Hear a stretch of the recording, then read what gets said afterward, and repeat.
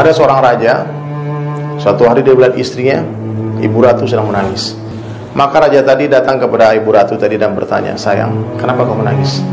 Maka istri mengatakan, wahai suamiku, kalung berlian saya hilang, saya sedih. Kata raja, kalung berlian hilang, kamu sedih, kamu menangis. Kamu gak tahu aku raja, aku suamimu, orang kaya, duitku banyak. Jangan kalung berlian satu, aku belikan kamu banyak. Tapi istri katakan, tidak, wahai suamiku, itu kalung begitu banyak sejarah, itu kalung begitu saya sayang, tolong carikan kalung itu untuk saya. Maka raja pun karena cintanya kepada Ibu Ratu, dia bikinlah pengumuman, siapa yang menemukan kalung istri saya akan berikan dia sebuah hadiah yang sangat dahsyat. Itu mungkin kalung berlian harganya nggak sampai 1 M, tapi dia katakan saya kasih hadiah 5 M. Subhanallah.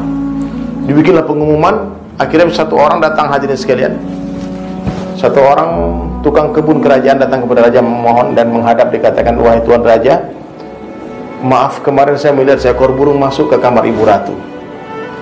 Lalu burung tadi mengambil kalungnya Ibu Ratu dan dibawa terbang. Saya sudah kejar tuan, tapi burung tadi terbang begitu cepat. Maka raja fahami, hadirin mulia, bahwa kalung itu tidak dicuri maling, tapi diambil oleh seekor burung. Seluruh kerajaan berusaha mencari kalung itu, karena hadiah yang begitu menggiurkan, 5 M. Subhanallah. Di mana-mana pamflet ditebar, kalung, foto kalungnya Ibu Ratu tadi, kemudian hadiahnya apa, reward, karena raja ingin menyenangkan hati Ibu Ratu. Suatu sore, hadirin sekalian, ada satu orang pemuda pulang dari tempat kerjanya. Pemuda tadi dia berjalan sendirian.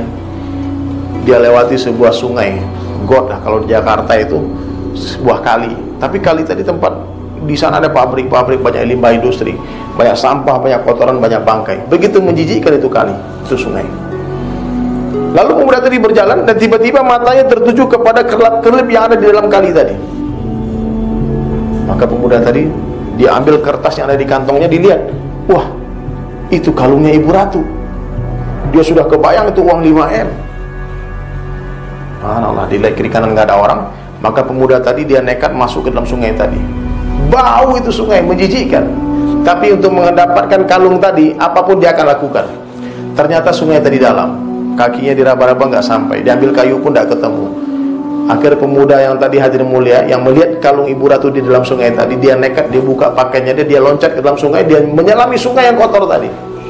Dia selami, apa yang dia dapatkan? Tidak dapat apa-apa. Dia tidak dapat apa-apa.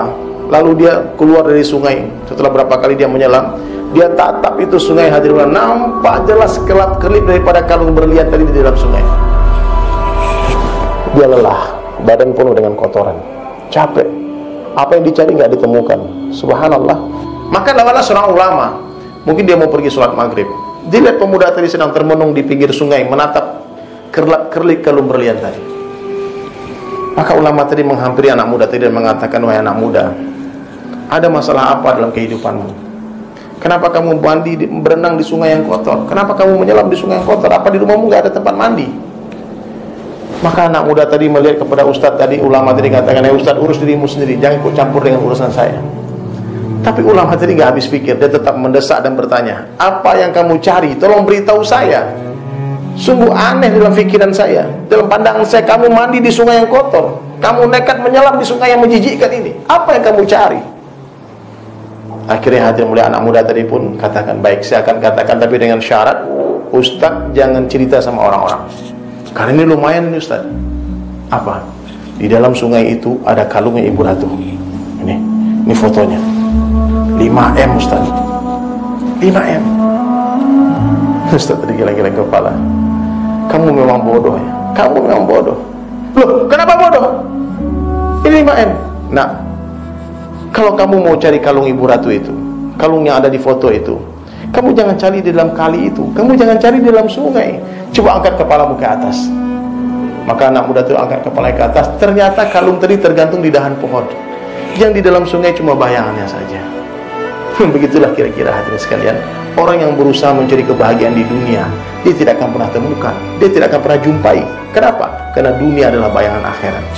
Dunia bukan tempat bersenang-senang, hadirin mulia. Dunia tempat berjuang, kubur tempat istirahat, dan surga nantilah tempat berpesta pora. Semoga Allah beri kita paham dengan kisah singkat tadi, hadirin mulia. Jangan kita tertipu mencari kebahagiaan di dalam keduniaan.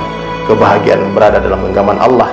Siapa yang taat kepada Allah, Allah pasti akan bahagiakan dia.